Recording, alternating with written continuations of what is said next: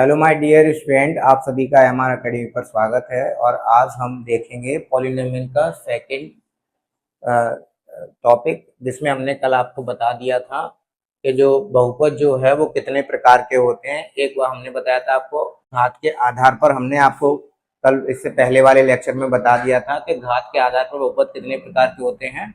शून्य घातीय बहुपद, एक घातीय बहुपद, द्विघातीय बहुपद और त्रिघातीय बहुपद। तो आज हम समझेंगे कि पदों के आधार पर बहुपद कितने टाइप्स के होते हैं। तो सबसे पहले हम इसमें समझ लेते हैं शून्य बहुपद को, एक बार दोबारा से समझ लेते हैं। जबकि हमने इससे पहले वाले लेक्चर में आपको बता दिया था कि घातों के आधार पर बहुपद कितने प्रकार के होते हैं। तो अब हम इसमें थोड़ा सा एक बार क्या है शून्य बहुपद को और देखते हैं, शून्य घातीय बहुपद को। तो शून्य घातीय बहुपद, शून्य घातीय बहुपद हम किसे कहते हैं, जैसा कि हमने पहले भी बताया था आपको इससे पिछले वाली क्लास में। तो शून्य बहुपद किसे कहते हैं? एक ऐसा बहुपद, क्या? एक ऐसा बहुपद, एक ऐसा बहुपद जिसमें चर राशि की घात, चर राशि की अधिकतम घात कितनी हो? शून्य हो। उसे हम क्या कहते हैं? शून्य घातीय बहुपद कहते हैं। उसे हम क्या कहते हैं? शून्य घातीय बहुपद कहते हैं। एग्जाम्पल के तौर पे देखा जाए तो जैसे हमने लिखा 2x, तो यहाँ पर ये क्या है? 2x। यहाँ पर ये अगर इसको देखें तो एक घातीय बहुपद है, लेकिन हम एग्जाम्पल ले रहे हैं शून्य घातीय बहुपद का। तो हमने यहाँ पर चर राशि की घात अधिकतम कितने कर दी है? शून्य। क्योंकि जो शून्य घातीय बहुपद है वह कैसा बहुपद होता है? एक ऐसा बहुपद होता है जिसमें चर राशि की अधिकतम घात कितनी होनी चाहिए? शून्य होनी चाहिए। तो यहाँ पर ये क्या है? चर राशि है और इस चर राशि की अधिकतम घात कितनी दे रखी है? शून्य। तो ये क्या है? एक शून्य घातीय बहुपद है। लेकिन हमने आपको इससे पहले वाले लेक्चर में बताया था कि जिस राशि की घात शून्य होती है उस राशि का मान क्या होता है? एक होता है। यदि किसी राशि की घात या किसी नंबर की घात क्या हो? 0 हो, तो उसका मान क्या होता है? 1 होता है। तो यहाँ पर क्या हो जाएगा? 2 into 1, तो ये हो जाएगा 2। तो ये 2 हम इसको क्या बोलेंगे? ये है आपका शून्य घातीय बहुपद। तो इसको हम क्या बोलेंगे? शून्य घातीय बहुपद कहेंगे। और साथ के साथ ये कैसी है? अचर राशि है, तो हम इसको क्या बोलते हैं? अचर बहुपद भी कहते हैं। क्या कहते हैं? अचर बहुपद। और इसको साथ के साथ अचर बहुपद को हम क्या बोलते हैं? नियत बहुपद भी कहते हैं। क्या कहते हैं? नियत बहुपद। क्या कहते हैं? नियत बहुपद। क्योंकि ये चर राशि है x और इस राशि को हम क्या बोलते हैं? अचर राशि। क्या बोलते हैं? अचर राशि कहते हैं। इसलिए हम इसको क्या कहते हैं? अचर बहुपद भी कहते हैं। और अचर जो होता है वो क्या होता है? नियत होता है। क्या होता है?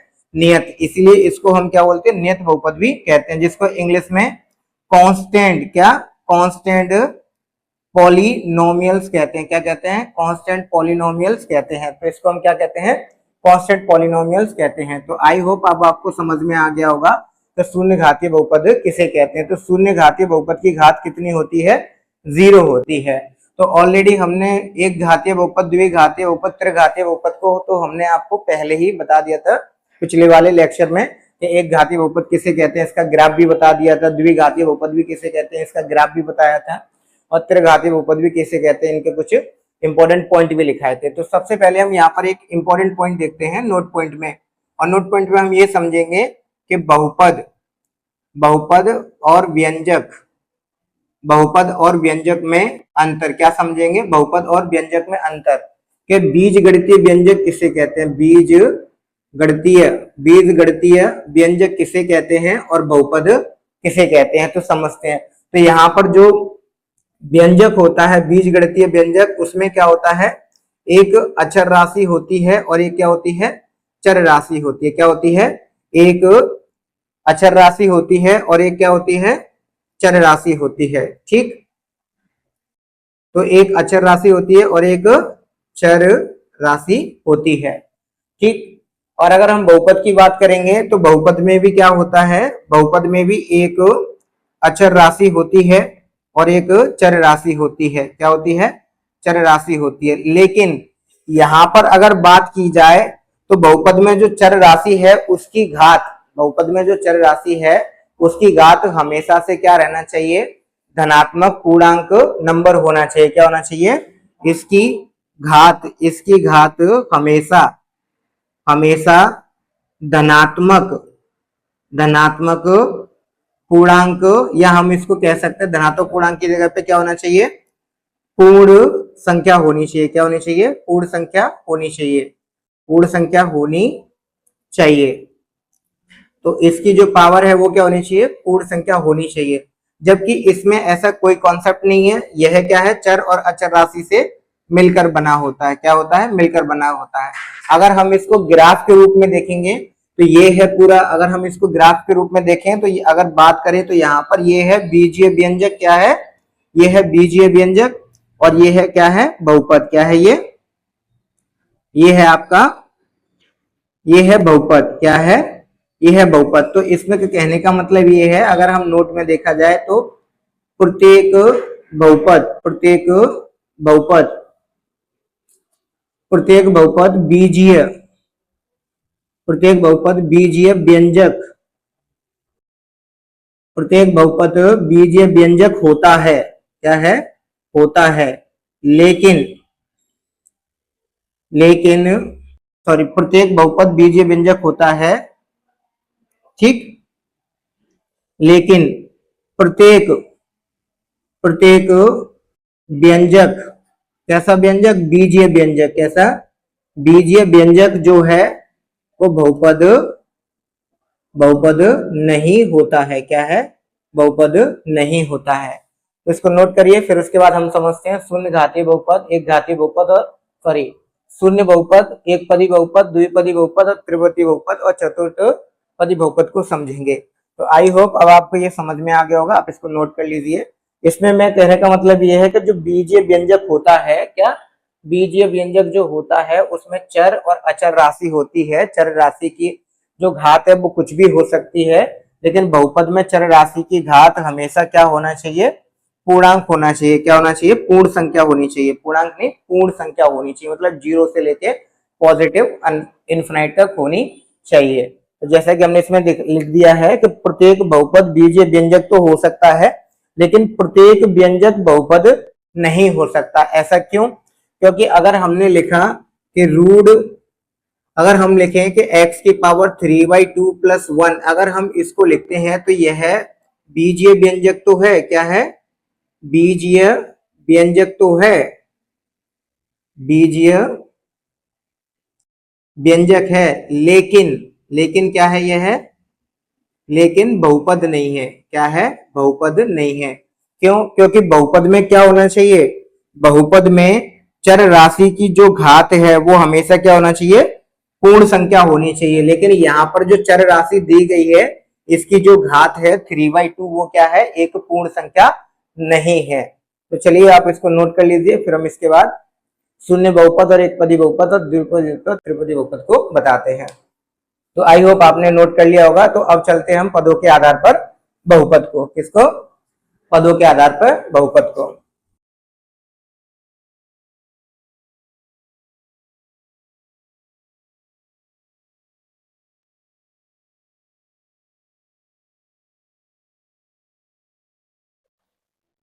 तो अब यहां पर हम देखेंगे शून्य बहुपद। शून्य बहुपद, अभी जो हमने शून्य घातीय बहुपद जो देखा था वो घातों के आधार पर देखा था, लेकिन अब हम देखेंगे पदों के आधार पर शून्य बहुपद। तो जैसा कि इसके नाम से स्पष्ट हो रहा है, शून्य बहुपद मतलब एक ऐसा बहुपद जिसमें पदों की संख्या क्या होनी चाहिए? शून्य हो। तो मतलब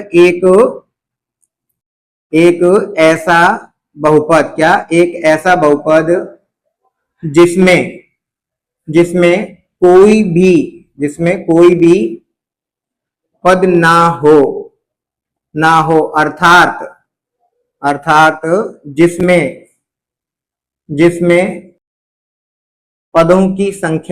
जिसमें पदों की संख्या क्या हो? शून्य हो। क्या हो? शून्य हो।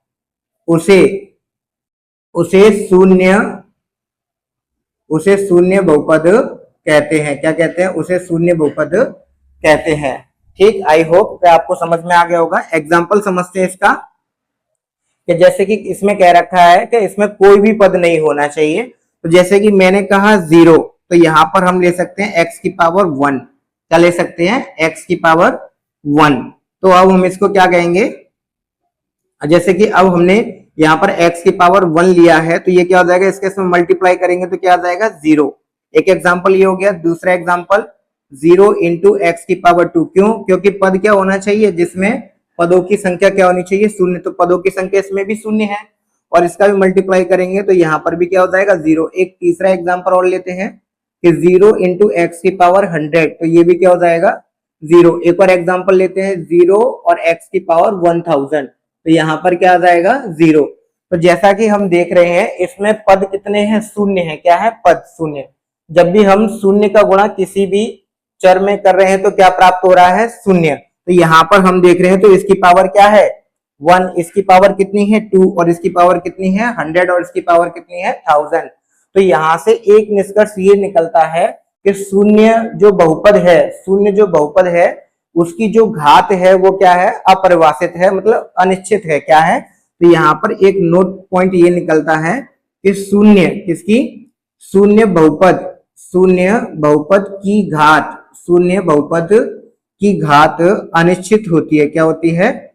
अनिश्चित होती है, फिक्स नहीं होती है।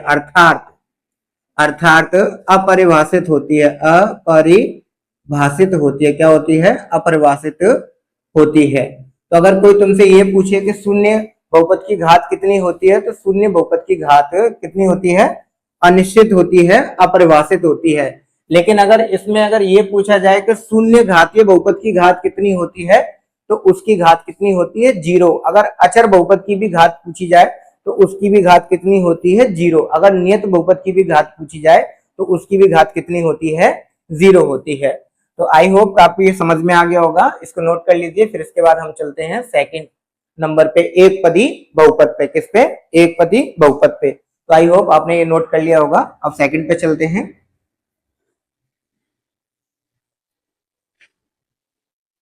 सेकंड में क्या दे रखा है? एक पदी बहुपद।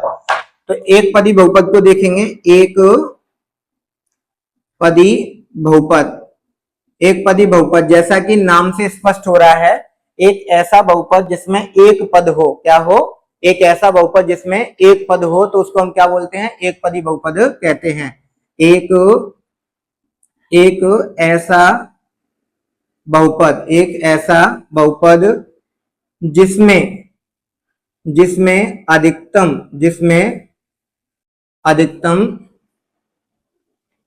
अधिकतम पदों की संख्या, अधिकतम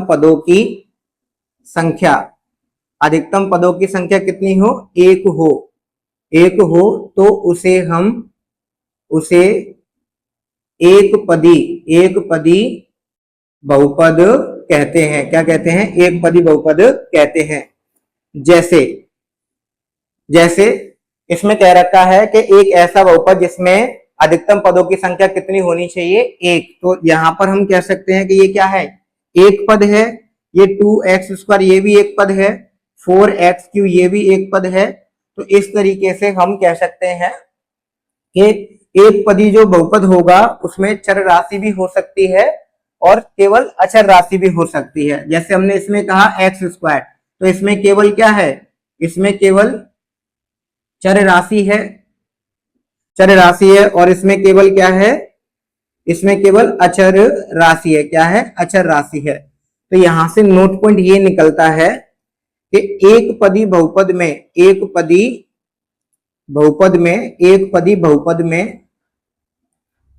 केवल अचर राशि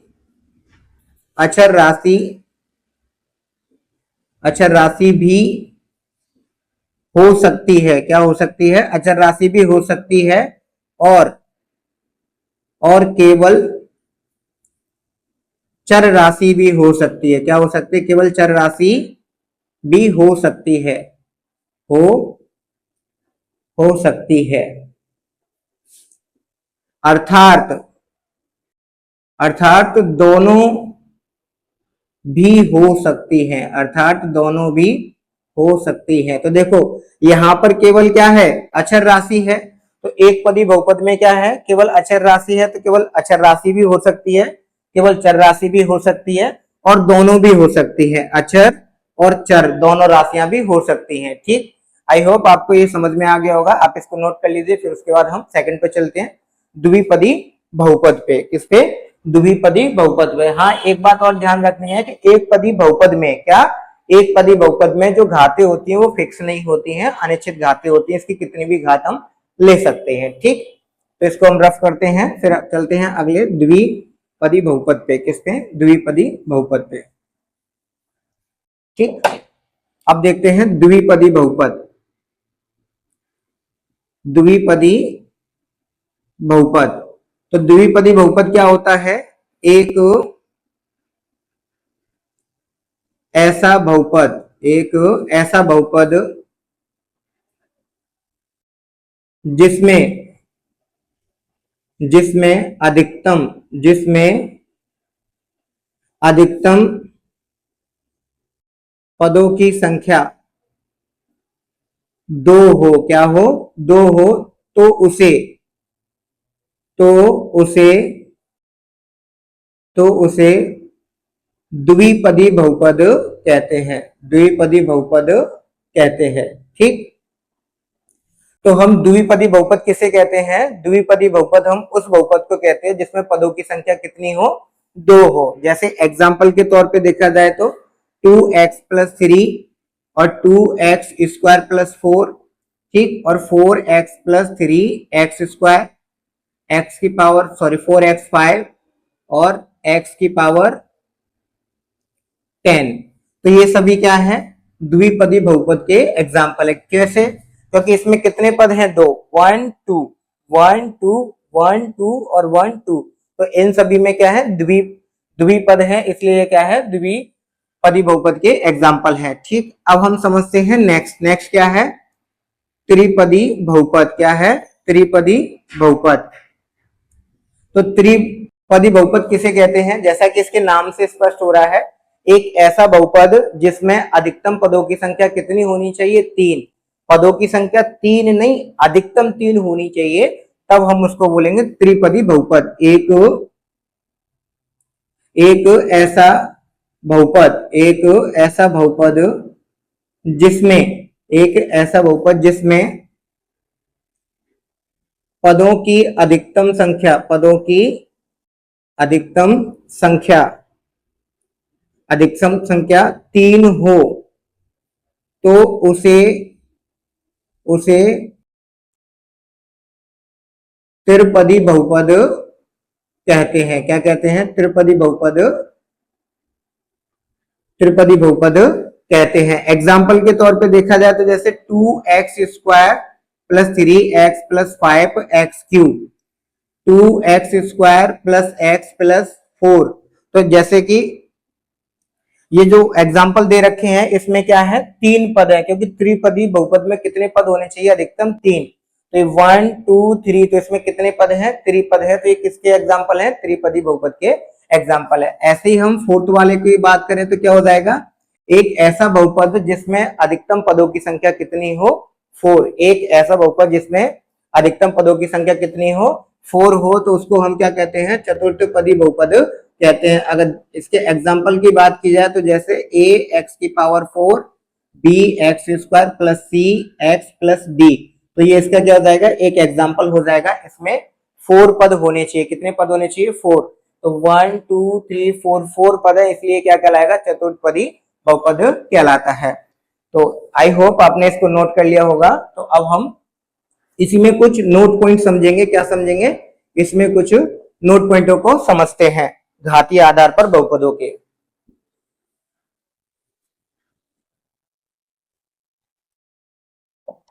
अगर हम बात करें एक पदीय बहुपद, एक घातीय बहुपद, तो एक घातीय बहुपद हम किसको कहते हैं, जिसमें चर राशि की अधिकतम घात कितनी हो, 1। तो जैसे कि हमने कहा ax + b, तो ये क्या है, एक घातीय बहुपद है। तो यहां पर अगर देखा जाए एक घातीय बहुपद में चर राशि की अधिकतम घात कितनी होती है? अधिकतम घात होती है 1। लेकिन अब हम बात करेंगे किसमें? द्विघातीय बहुपद में। किसमें? द्विघातीय बहुपद में। द्विघातीय बहुपद में चर राशि की अधिकतम घातों का योगफल, अधिकतम घातों का योगफल तो कितना होगा? अगर हम द्विघाती का एग्जांपल लेंगे तो ax² plus bx plus c। तो हम इसमें ये पूछ रहे हैं जो द्विघातीय बहुपद है उसमें चर राशि की अधिकतम घातों का योगफल कितना होगा? तो ये कह रहा है कि चर राशि की घातों का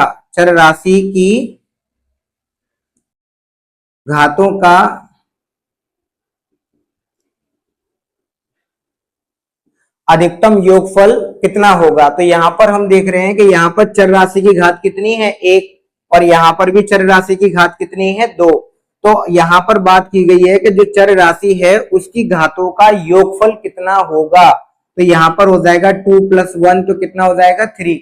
अगर हम त्रिघातीय बहुपद में बात की जाए जैसे ax³ plus bx² plus cx plus d, और इसमें चर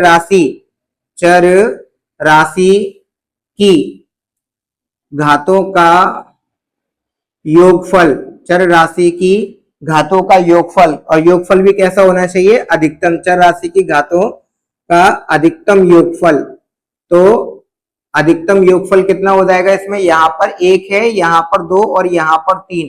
तो जैसा कि हमें त्रिघातीय बहुपद का एग्जांपल दे रखा है ax³ plus bx² plus cx1 और प्लस d। तो यहाँ पर ये भी चर राशि है, ये भी चर राशि है और ये भी चर राशि है, और चर राशियों की अलग अलग घात दे रखी है। जैसा कि इसमें 1 दे रखा है, इसमें 2 दे रखा है, इसमें 3 दे रखा है। तो यहाँ क्या हो जाएगा? 1 + 2 + 3, तो कितना हो जाएगा? 6 हो जाएगा। कितना हो जाएगा?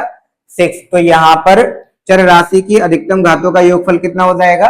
6। तो आई होप आपको ये भी समझ में आ गया होगा। आप इसको नोट कर लीजिए, फिर हम इसके बारे में समझेंगे, इसके गुणांकों के बारे में। वैसे हम गुणांकों को पहले भी समझा चुके हैं पहले वाले लेक्चर में। गुणांक किसको कहते हैं? जो चर राशियां होती हैं उसकी जो वास्तविक संख्याओं से गुणा किया जाता है, उन वास्तविक संख्याओं को ही हम बहुपद का क्या कहते हैं? गुणांक कहते हैं। क्या कहते हैं? बहुपद का गुणांक कहते हैं। तो चलिए अब हम बहुपद का गुणांक समझते हैं।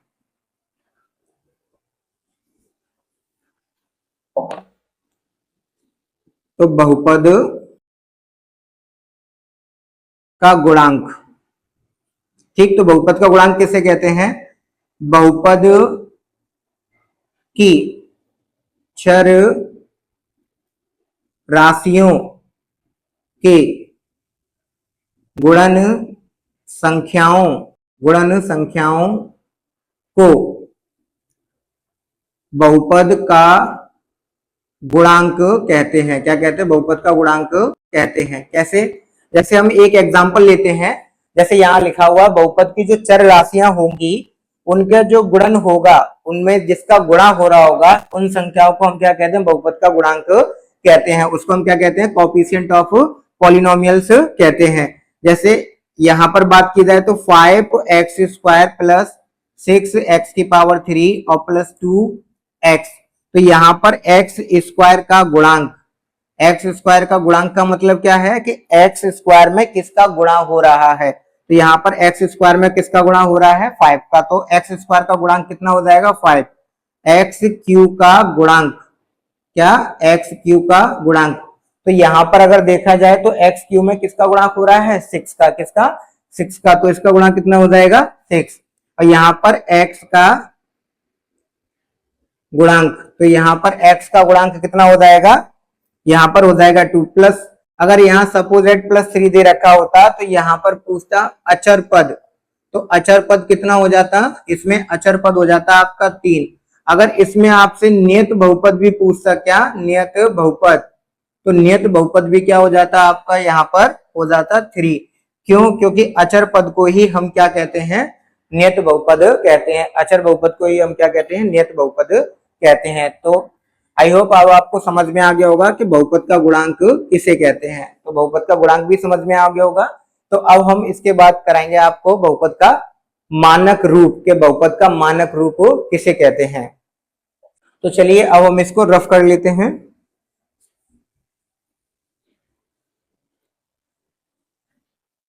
अब समझते हैं बहुपद का मानक रूप। बहुपद का मानक रूप, ठीक। तो बहुपद का मानक रूप किसे कहते हैं? जब हम बहुपद को उसकी घातों के आधार पर आरोही या अवरोही क्रम में व्यवस्थित करते हैं या लिखते हैं, तो जो भी हमें एक व्यंजक प्राप्त होगा तो उसको हम क्या कहेंगे? बहुपद का मानक रूप कहते हैं। क्या? जब बहुपद को उसके बहुपद को उसकी घातों के आधार पर, किसके घातों के आधार पर आरोही या अवरोही अवरोही क्रम में लिखते हैं, आरोही या अवरोही क्रम में लिखते हैं, तो प्राप्त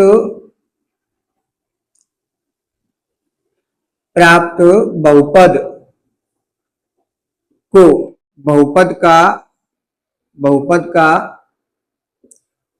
मानक रूप कहते हैं। क्या कहते हैं? मानक रूप कहते हैं। मानक रूप कहते हैं। इसका तात्पर्य यह है कि जब हमें कोई बहुपद दे रखा होगा और जब हम उस बहुपद को उसकी घात के आधार पर या तो घटते हुए क्रम में लिखेंगे या बढ़ते हुए क्रम में लिखेंगे। अगर घटते हुए क्रम में लिखें या बढ़ते हुए क्रम में लिखें तो उसके बाद हमें जो बहुपद प्राप्त होगा उसको हम कहेंगे बहुपद का मानक रूप। क्या कहेंगे? बहुपद का मानक रूप। इसको कहते हैं बढ़ता हुआ क्रम। क्या? बढ़ता हुआ क्रम। इसका मतलब होता है बढ़ता हुआ क्रम और इसका मतलब होता है घटता हुआ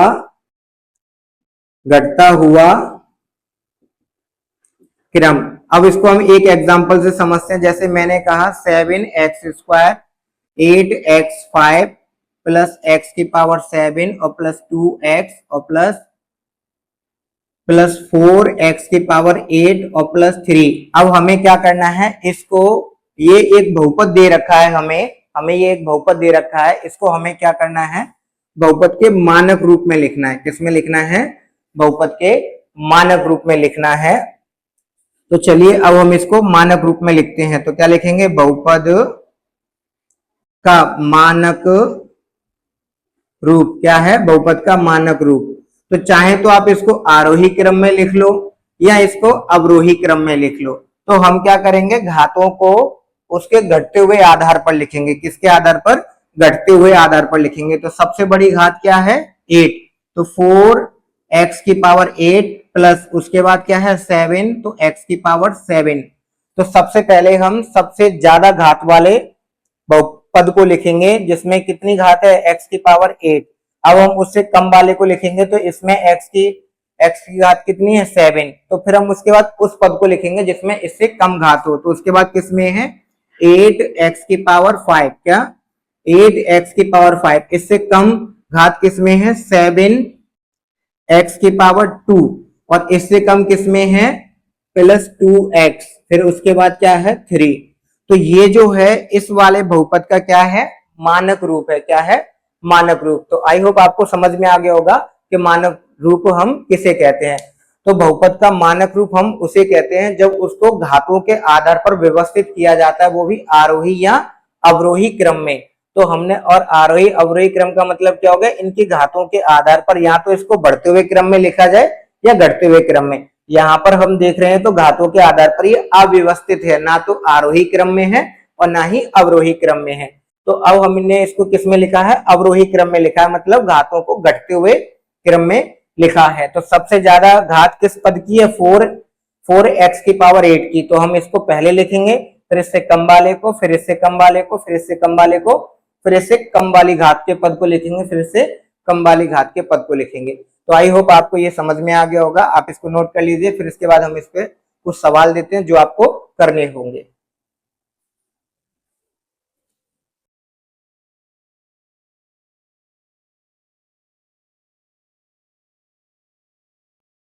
तो चलिए अब इस चैप्टर पे कुछ क्वेश्चन देख लेते हैं। तो जैसा कि हमने आपको चैप्टर में बताया कि बहुपद किसे कहते हैं, कितने प्रकार के होते हैं, और साथ के साथ उसकी बहुत सारी कंडीशन बताई है, तो उन पर आधारित अब हम कुछ क्वेश्चनों को देखेंगे।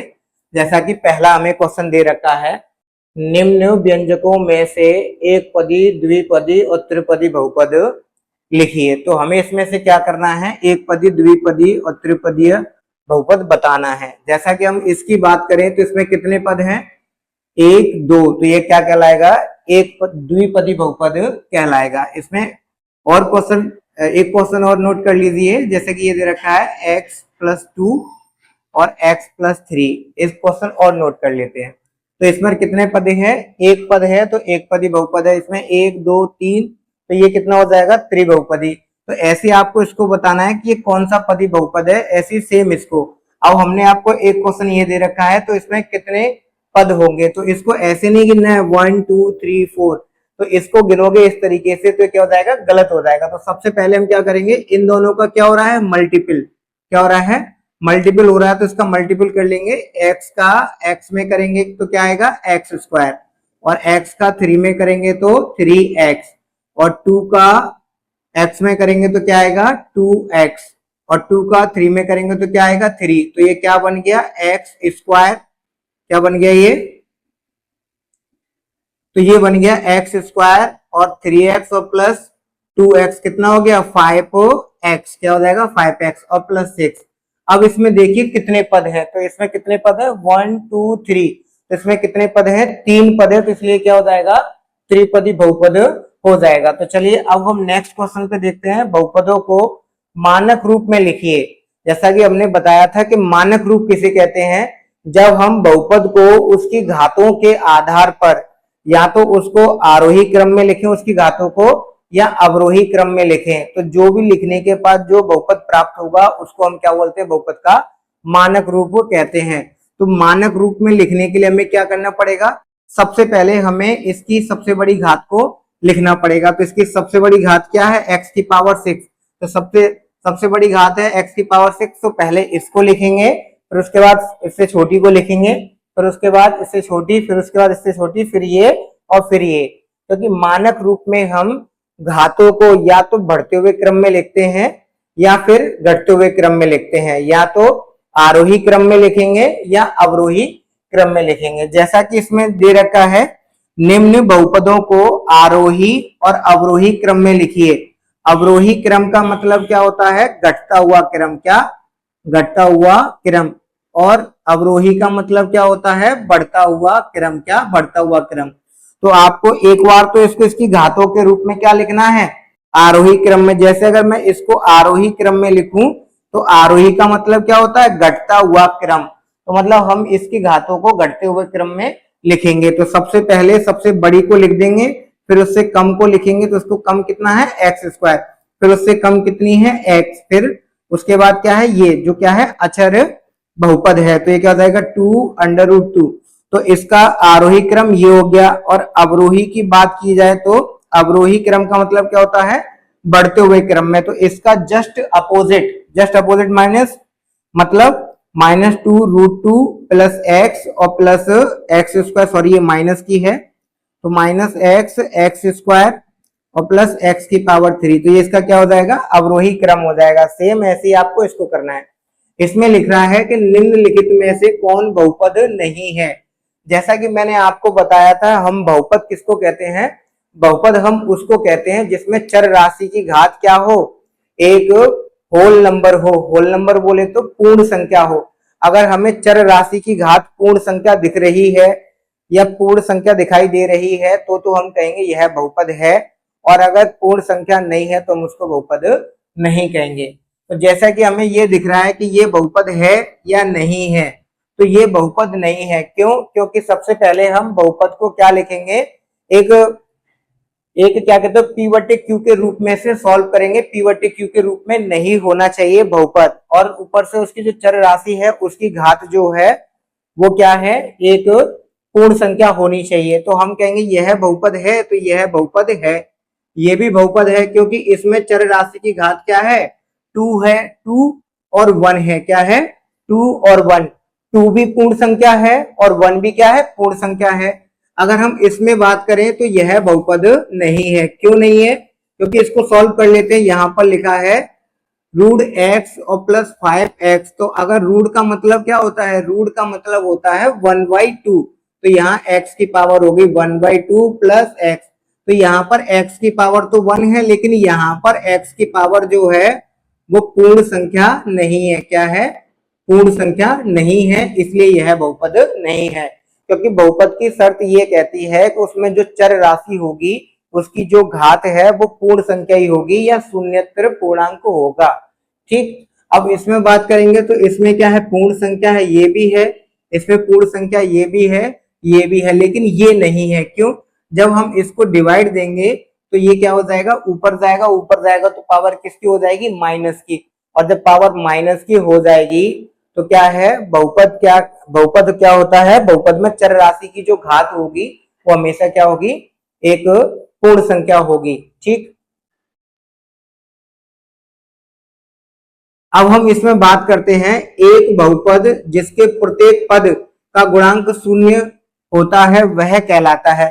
तो यहाँ पर एक क्वेश्चन दे रखा है, इसमें ये कह रहा है कि एक ऐसा बहुपद जिसके प्रत्येक पद का गुणांक शून्य हो, क्या हो, जिसके प्रत्येक पद का गुणांक शून्य हो तो उसको हम क्या कहेंगे, शून्य बहुपद। जैसा मैंने आपको बताया था कि जब जब क्या कहते हैं, प्रत्येक पद क्या हो, प्रत्येक पद का गुणांक क्या हो, शून्य हो।